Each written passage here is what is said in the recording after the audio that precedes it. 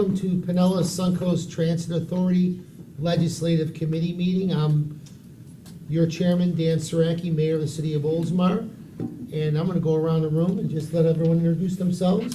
Gina, we'll start with you. Gina Driscoll, St. Petersburg City Council. Jeff Gow, Commissioner, City of Dunedin. Dave Albritton, City of Clearwater. Brad Miller with PSDA. Wonderful. I am calling the Legislative Committee meeting in order. It is 9 a.m. and we're going to get started with item number 2, public comment. Do we have any? All right, we're going to close the public comment. Item 3, I have an action item, 3A, approve the April 3rd, 2024 minutes. I need a motion to approve. So moved. Second. I have a motion and a second. Any other discussion on this item? All in favor signify by saying aye. Aye. Motion passes. Item 3B, PSTA promotional wraps. Amanda, you have the floor.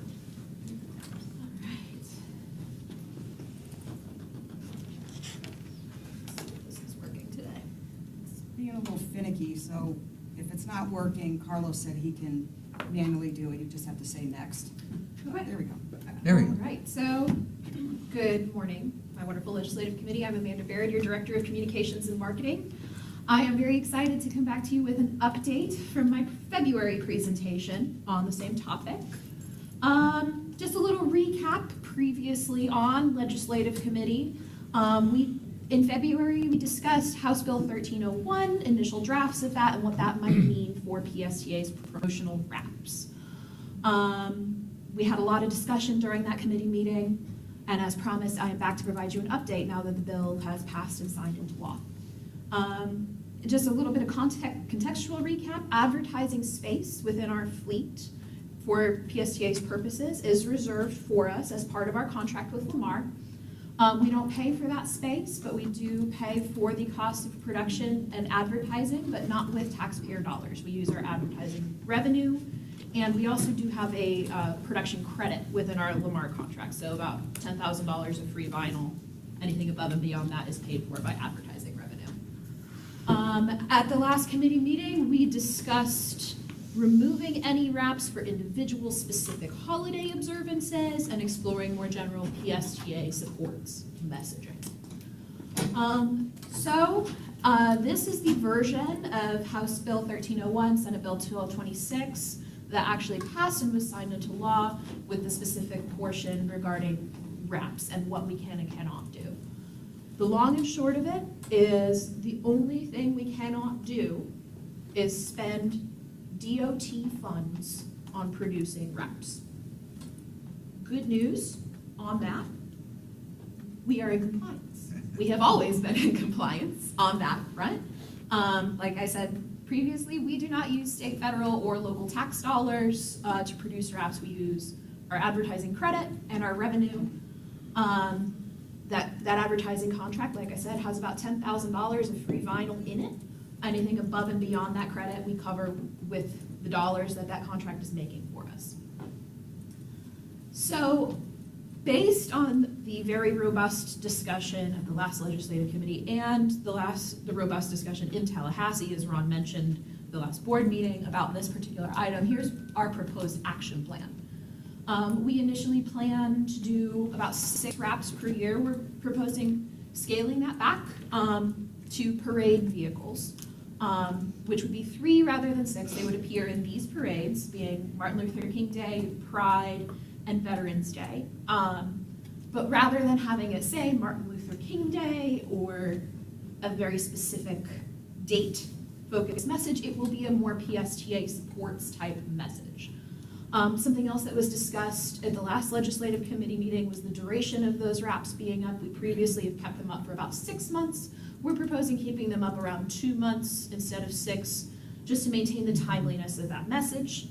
And we are also going forward, start adding the artwork for these 3 wraps to your board packet no less than 2 months before you can expect to see that bus on the street, which gives us enough time to make any changes and get the artwork to the vendor so that they can print it, produce it, install it, all that good stuff. You also get to see our very first wrap under this new standard operating procedure. This is our proposed wrap for Pride 2024. We kind of went, this October, PSTA will be celebrating our 40th anniversary. So we're kind of kicking off the party a little bit early with Pride. We went with a very 1984 roller rink, day glow take on our Pride wrap this year. And we also incorporated a logo lockup of PSTA's original logo from 1984 with the big 40 next to it. This was designed by in-house talent. Justin Foxworth, our very talented graphic designer, put this wrap together. So our recommendation is to approve a slate of bus wraps for each year, which will remain on the street for 2 months around the appropriate observance, but with that general messaging. Additionally, we are proposing for next fiscal year a one-time, one-year wrap, which will be specific for our anniversary, and that will stay up all year, starting in October. And any other wraps, if we would like to do them, we will bring forward to the board for approval or revision. You ready for questions? Absolutely. Anybody have any questions for Amanda? No, I love it. I think it's great. I like the idea of the approval before. Dave, you have any questions? Yeah, so the wraps are paid by advertising? Yes, so we have a $10,000 production credit within our contract. That's a pretty standard practice in the industry. These vendors all throw that in to every contract across North America. So anything above and beyond that production credit is paid for by our advertising revenue. So no taxpayer dollars. Yep, Gina? Okay. Are we able to add wraps if we have another idea throughout the year? Yeah, absolutely. Okay. But we will, of course, if we have an idea or if you guys have an idea, we will bring that forth for approval rather than just implementing it on the staff level. We want this to be a two-way Isn't there conversation. a max though? There is a maximum in our That's what I- contract of 6 per year, so right now we've got. So we could add 2 more? We could add 2 more, yes. Okay.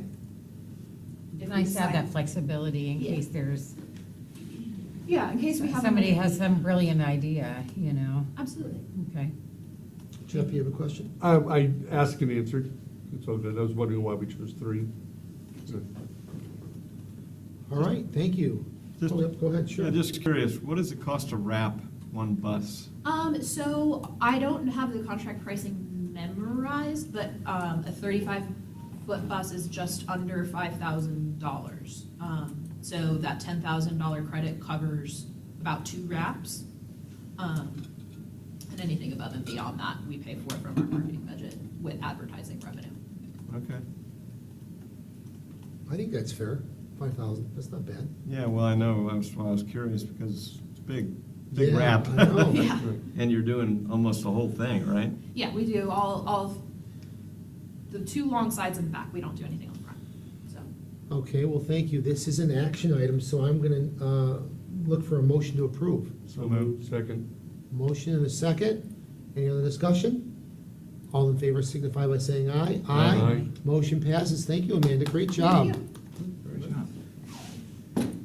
Next on our agenda is our information items, item number 4A, and that is the state legislative update. Ron, you have the floor. Welcome, Ron. Good morning, Mr. Chairman, committee members. This may be my shortest update in the history of updates. So number one, the governor has not acted on the budget yet. He does not have it yet. The legislature has not given him the budget. We expect him to get the budget probably sometime later this month. I would assume by Memorial Day, or probably right after Memorial Day, the budget will be completed at that point. Number two, there's some talk last week. You've heard some talk over the last couple of weeks about a possible special session in Tallahassee. I think that seems to be less likely right now, so we'll kind of see what happens. But right now, the governor kind of came out yesterday and said that, there may not be a special session now, and if he wouldn't call one at least, and I know the legislative leaders at this point seem reluctant to do anything. So we'll see what happens there. And then lastly, we have a meeting, I believe, next week. Brad and I do with Representative Cheney to start talking about the 2025 session and any potential bills that may be out there. So we'll report back to the group at a future meeting. So I think that's it. Brad, let me know if I missed anything, but Mr. Chairman, I'm happy to answer any questions. You miss anything? Well, Brad? one thing I would just add, and thank you, Ron, would be hopefully we can also start working on trying to schedule some other delegation meetings over the summer with Ron. Yeah. Okay. Yeah, and that's definitely the plan, Brad. I think we wanted to meet with Representative Cheney first, and then once we have that meeting, I think the plan is to reach out to some other the delegation members as well. Yeah. Good. Great. Any other thing for Ron before he leaves us? I All have right. a question. Yep. Thanks, sorry. Ron, by any chance, have you heard if the governor is planning to sign anytime soon the changes regarding the Forward Pinellas Board? I know this is a different organization, but it's related. Yeah. And as the PSTA representative on Forward Pinellas, there could be some changes for me and for our seat if and when those changes go through. So since you seem to be in the know on so many things, I thought maybe you would know something about this one. I don't off the top of my head. I will tell you this. We don't know in a lot of the bills kind of the timing of the release of them. The thing I do know is I believe that all the legislation that has passed during the 2024 session will probably be signed or acted upon in some way between now and the end of the month. So I would say within the next 2 to 3 weeks, any remaining bills that are out there, which he's done probably almost 2/3 of the bills have been acted upon. So we're down to the kind of few. I know there are a small batch of, I'm going to use transportation related bills loosely here. They have not acted upon. So I would guess that those 3 or 4 or 5 bills would probably be grouped together and sent to him sometime in the next couple of weeks. All right, thank you. All You're right. welcome. Any other questions for Ron? All right, Ron, we have a call later. Is there any way if we get done early, can we Call you. call you earlier? Earlier would actually be better because I was going to text you on, so I needed to move the 11. So if we can do it earlier, that'd be fabulous. So if you can do it this morning, just call me. Yes, because I got invited to that Fire Ops 101 fire helicopter event today, and my wife and I are going, so I'm really excited about that. So if we could do that earlier, I'd really appreciate it, Ron. Sure, no problem. Just you and Brad call. I'll be ready. Thank you for all you do for PSTA. You have a wonderful day. I'll talk to you soon. Awesome. Thanks, everybody. All right, next item on our agenda is item 4B, federal legislative update. Harry Glenn, are you there? I am here. I don't know why my camera's on, but I guess you can't see me. Can you see me? Yep. Can you hear me? Yep. Yes. Okay. Perfect. Okay. Well, good morning, everybody. Sorry I can't be there in person. I guess the last time we spoke, I think Congress had just finished up the fiscal year 24 appropriations process, which was about 6 months late. But that work is done. The bill was signed into law, and there was one project in there for PSTA. Was Representative Castor had included $1,116,000 for a combo project, an electrification project for your electric buses, and also support for an electric trolley for the pier in conjunction with the city. So that is in the law. And Brad, I think FTA is starting to reach out to the recipients of these grants. So somebody from PSTA should be hearing from FTA in the next couple days about how to start accessing those funds. I think you're experienced at doing that from previous earmarks. So that's the fiscal 24 wrap up. And we went right into the new fiscal, sorry? We went right into the new, into the fiscal 25 appropriations process. Congress has started down that path.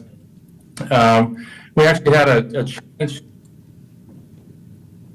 Oops, I'm getting some background here. Sorry. Congress has actually had a change in leadership. At the end of the last appropriations process, the chair of the House Appropriations Committee stepped down, Kay Granger from Texas, and Tom Cole from Oklahoma, Republican from Oklahoma, was elected to be the new chairman of the House Appropriations Committee for the remainder of this Congress.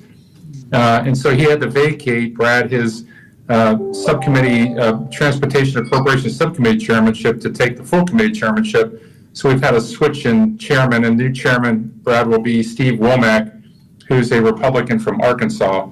I understand he's very pro-transit, so that should be, I think, actually good for transit agencies. So, and we know him very well, so we'll work closely with him. So that has actually started the process. Brad and his team have been working diligently over the last couple of weeks to prepare 2 requests for congressional funding in the fiscal 25 bill. One is a request to Congresswoman Castor for $2.5 million to improve access on 34th Street from the southern portion of 34th Street north to try and speed service. It'll provide some ITS upgrades along the way so the buses don't get stopped at the lights, and that'll help keep them on time. So that's a good project. And then the second project is a request to Congresswoman Castor to support some technology to enable veterans and seniors, and I guess ultimately students, to enroll in your free or discounted fare programs electronically rather than having to show up in person at a PSTA location to document their eligibility for these grants. So that would be $1 million request to set up this technology. We spoke to both Congresswoman Castor and Congresswoman Luna when Brad and Chair Driscoll and Darden were in town a couple weeks ago about both these projects, and they seem very interested in them. So that process is moving along. They actually delayed, Brad, the process for submitting those projects by a week. So these projects need to be in by this Friday. I think we still need to get some letters of support for both projects. We have one from Forward Pinellas for the 34th Street project, but I don't think we have any others from the other projects. We need a total of 3 of them. So anything you can do to help get those in today or tomorrow would be helpful. We expect the House Appropriations Committee to move along relatively quickly this year, at least at the committee level. Hearing they may start marking up bills late May or early June, and hopefully having all the bills through the committee by the end of July. So hopefully by then we'll know the outcome of some of these project requests. That's the appropriations front. Brad asked me a question earlier today. There was a bill in the House. This may be of interest not only to you as PSTA members, but also some of the other boards you serve on. I know there's a legislation that Ron has talked about on previous calls related to special districts at the state level. There was a bill that the House passed on a list of non-controversial bills on Monday that would create eligibility for certain special districts to federal grants. There continues to be a problem on the federal side that when they issue certain grant announcements, certain special districts are not eligible for certain federal grants. And it has to do, as I understand it, with how the special districts are chartered, whether they're chartered by the state or whether they're chartered by a local government. And my understanding is that they're chartered by a local government, then they are not eligible for federal funds, but if they're a state chartered special district, they are eligible for federal funds. So Brad, you asked about, I sent you a copy of the bill this morning and a little bit of a summary. Essentially what the bill does is it requires the Office of Management and Budget, which works under the President, to issue within 2 years a more clear definition of a special district to enable those special districts to be eligible then for federal grants. The sponsors of the bill are from Colorado. Colorado, for some reason, has an inordinate number of special districts. They have more than 3,500 special districts in Colorado alone. There are 35,000 in the country as a whole. So I think these Colorado members are looking for some relief. I don't think, Brad, it's going to impact you in any way. I mean, it only broadens. I mean, the only impact it would be because it broadens eligibility for federal grants. It might generate more competition for federal grants, which could crowd out certain applicants for the grants. But it doesn't do anything to restrict your ability to compete for federal grants or receive federal earmark funding. So I don't see it as being impactful. And I'm not frankly sure it's going to get through the Senate. So we'll keep an eye on it, Brad, and happy to answer any questions about that. And then the only other item I have, when the group was in town in last month to meet with the members of Congress and committee staff and the folks at the FTA, we talked about the taxi cab exemption, which I know we talked about in our last meeting when I was there with you. We've had some exchanges, Brad. We haven't talked for a little while about it. Since the last email we got back from FTA, I'm not sure where you and the association and APTA are on the taxi cab exemption, or how you want to engage with that, but it seems like we're still in a state of limbo when it comes to your ability to continue to deliver services the same way you have been. So with that, Mr. Chairman, that's kind of what's going on in Congress right now. Happy to answer any questions. Thank you, Harry. Brad, you want to go first? Sure. So I did put in your packet the one pager that we went around DC, thanks to Chair Driscoll for joining me, and that Harry was just speaking about. It talks about the two earmark requests for 2025 that Harry talked about, and just to emphasize the 2024 earmark that we were gratefully received from Congresswoman Castor. She came down and rode the bus with me to USF St. Pete, and then had like a little press conference and gave me a big, huge $1.1 million check. That was great. You know, she did not stop one moment while on the bus, getting up and walking around and talking to all the riders. And then I would just get distracted and be on the other side of the bus, and she would yell like, "Brad, get over here!" And then I'd have to go and answer some kind of question about transportation disadvantage or something. Our Secretary Treasurer, Councilwoman Deborah Fix-Sanders, was on the bus too, and some of the riders, Congresswoman Castor was just so great. She was just so nice to everybody, and she would be, "Hello, I am United States Representative Castor, and this is St. Petersburg City Council Chair Deborah Fix-Sanders." And the rider would just go, "Ooh, City Council," and then that made Councilwoman Fix-Sanders feel good. But That's funny. It was a very positive little event about that earmark, and I know Abhishek has just had some meetings with the city to, as Harry said, we're just starting to go through the process of getting that into a grant, and then ultimately getting that done. It's going to be for a tram for the pier, and then electric infrastructure for PSTA. The issue with taxi cab exemption, this is a complicated rule interpretation by the federal government about drug testing requirements for drivers, and an exemption that has been in place since 1992 for taxi cabs and now Uber and Lyft, because they are not drug tested. If you drive for Uber and Lyft, you're not drug tested like all of our bus drivers are. And I've had a lot of meetings, Harry, since DC. We had a lot of meetings in DC, and then at the APTA conference I was just at, we had lots of meetings, and the action plan now is to draft up some revised language in writing that we would like FTA to consider, and then have a meeting with FTA staff or higher up kind of folks, maybe the acting administrator, Veronica, hopefully in the next month, to talk to her about it. I saw the same person that Harry knows, Paul, I'm forgetting his last name, but I just saw him. Kincaid. Paul Kincaid. Paul Kincaid, and as well as several other FTA folks at the conference, and they know, they're all aware of it, they're all talking about it, but I don't know, we'll see. I also learned across the country there are a number of transit agencies that have had audits done of their drug and alcohol testing, and auditors, individual auditors, and those are contracted auditors, are giving transit agencies findings for their non-compliance. So that makes me a little worried that sometime we're going to get an audit, and then we will, who knows what the finding will be. So hopefully we can get some clarification from the feds before that happens.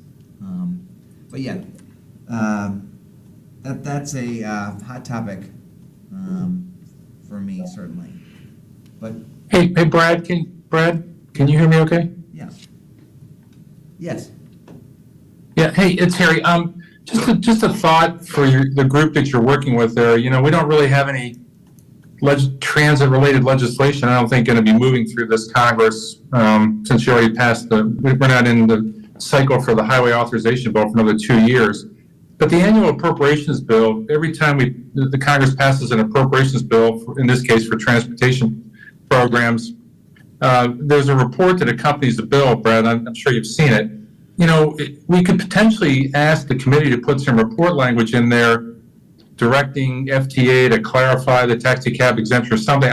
There may be an opportunity to nudge them a little bit if you think that would be helpful. Now, you know, I only want to do that if you think it's helpful. I don't want to do it if you're urging them to come back with some policy and they come back with a policy that is negative. But to your group that you're working with at APTA within the state, if that would be helpful, it's something worth thinking about. We'd have to start getting that ready here, I think, in the next week or two to advance to the committee if there is interest in that. Thank you, Harry. Yeah, quite frankly, the discussion at APTA was kind of a two-pronged. One, like you're saying, a longer-term strategy of getting legislation in the next authorization bill to sort of lock in that the world has changed and taxi cabs have kind of gone away and Uber and Lyft have replaced them. In the next authorization bill, or maybe like you saying, in some kind of further piece of legislation. The goal, right, and then there's this short-term effort that I described about trying to meet with the administrator and maybe just try to get a correction published or just some guidance on their website. That's like a short-term fix. We're going to try that and see if maybe FDA will be willing just to kind of provide some quick clarification now, and then work toward that longer-term legislative solution. That was the consensus of the APTA group. Yeah. So,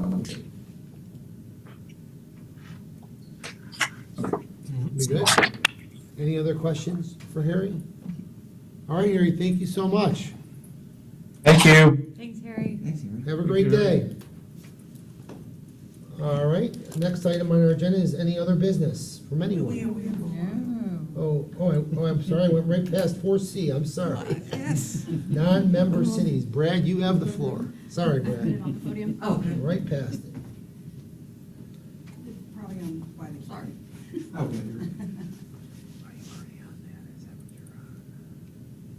So at the, I think it was the planning committee last month, and then the workshop that I'm grateful that many of you attended, there was discussion about trying to identify other revenues, of course, for PSTA. And one of the issues that came up, and folks, newer members on the PSA board said they just did not know this information, and there was a lot of questions about it, was about the issue that those of you who've been on the board for a while probably know, that PSTA provides service throughout Pinellas County.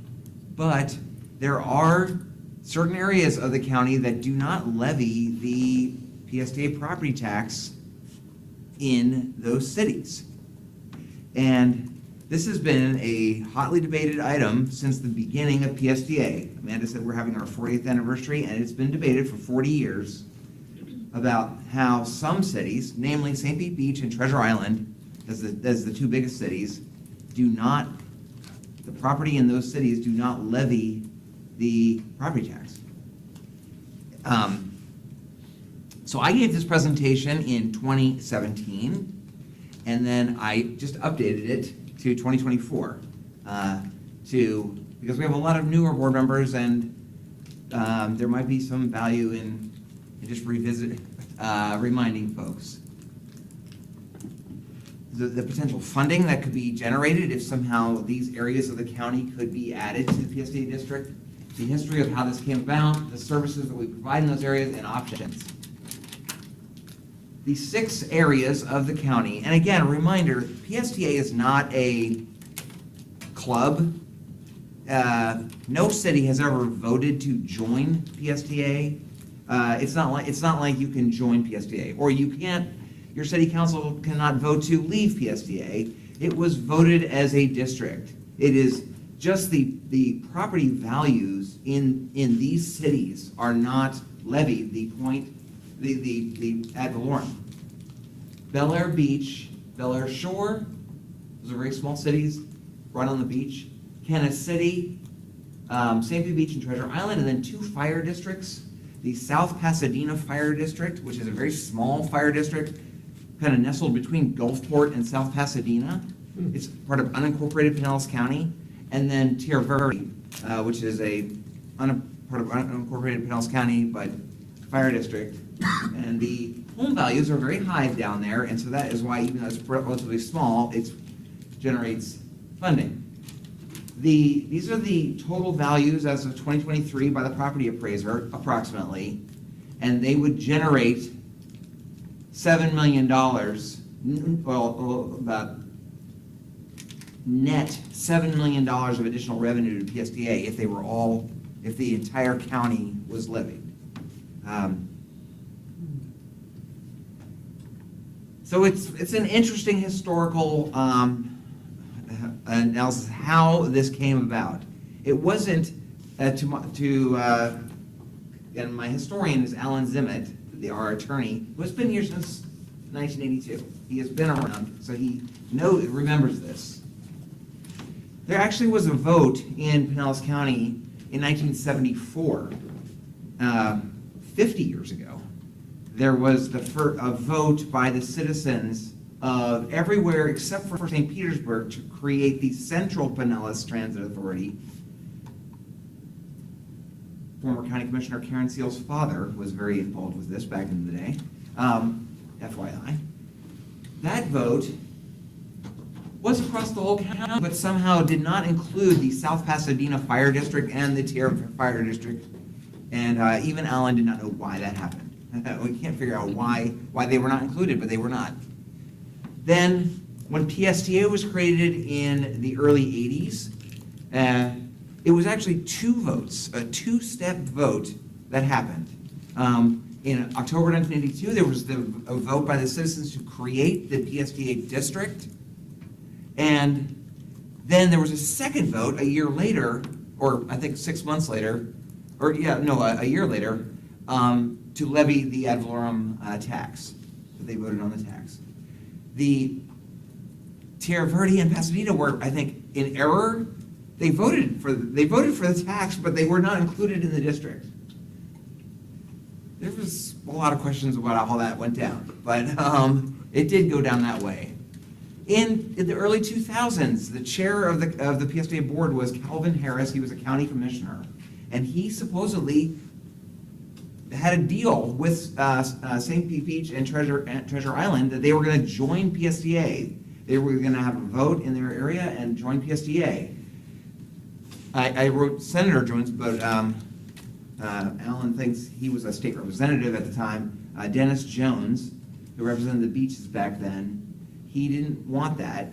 So he threatened at the time to have a local bill in Tallahassee that would prohibit St. Pete Beach and Treasure Island from joining PSDA. But he and Commissioner Harris then worked out a deal, and Commissioner Harris brought a resolution to the PSDA board to have a moratorium for 5 years on not asking St. Pete Beach and Treasure Island to join PSDA. And in exchange, Representative Jones did not file his local bill. So stave that off. That was like a deal. In 2015, St. Pete Beach did request to have a community redevelopment area approved by Pinellas County, and Pinellas County Commission voted that down. And one of the reasons they voted it down was because they were not members of PS. They did not levy the PSTA property tax. Essentially, we do not provide bus service in those areas. Bel Air Beach and Bel Air Shore are right along Gulf Boulevard, south of Clearwater, and the Suncoast Beach Trolley goes right down Gulf Boulevard and just has no stops in those cities. There's a gap. Kansas City is a rectangle. We have bus service on all 4 roads around it, and there's just no bus stops on their side of the road, which is kind of But Treasure Island and St. Pete Beach, they pay PSDA they pay through a contract every year an amount that is equal to the cost of the hours of bus service in their city limits. That's how they pay. That's that $600,000 that we get from those two cities. And then I had this last bullet back in when I presented this in 2017, was that the Sunrunner does go to St. Pete Beach because that was by far because of their economic development, the highest ridership, best corridor for the rapid transit, and made us most eligible for the federal funding. And that was voted on by PSDA in 2007 and 2016. There are options for having them join, or those areas join PSDA, option 1 and option 2. Option 2 is really thinking outside the box, kind of crazy, but option 1 is the city can vote to join the PSDA district. Now, no city has done that in 42 years, so I don't think that's going to happen.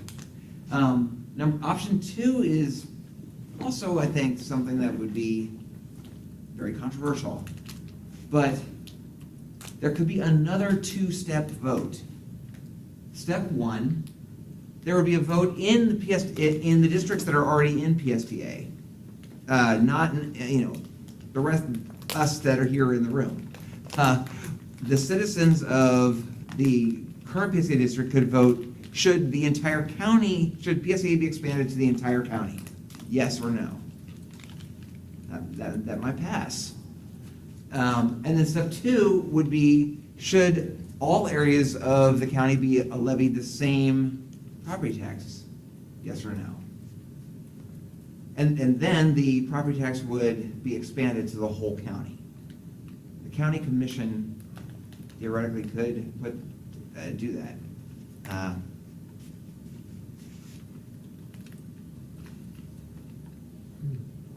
That concludes my presentation. I kind of feel like that I should give this presentation about every 4 or 5 years to the board, just for information, because I don't know that people ask a lot of questions about it frequently. So what do you think? Do we want to do option 2? Do we want to do one of these? Do you want to push it forward? I personally want to go through all that? No. Okay. Obviously, It's a lot of money. the revenue it could generate is pretty substantial.